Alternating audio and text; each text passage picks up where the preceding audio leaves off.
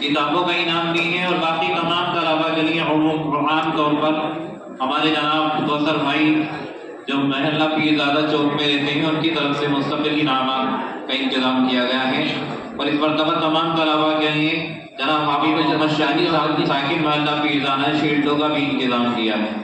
محمد عمران لکھیم پوری، محراب علی لکھیم پوری، نفیس علی لکھیم پوری، یہ کل 8 طلباء ہیں جو دورہ حدیث شریف سے فارغ ہوئے ہیں۔ شعبہ تجوید و قراءت سے فارغ ہونے والے طلباء کا نام قاری عبد الملک مراد آبادی، قاری محمد عمر فاروق مراد آبادی، قاری عبد الرحمن مراد آبادی۔ استاد محترم ان کے یہیں تشریف فرما ہے، سر پر ہاتھ رکھ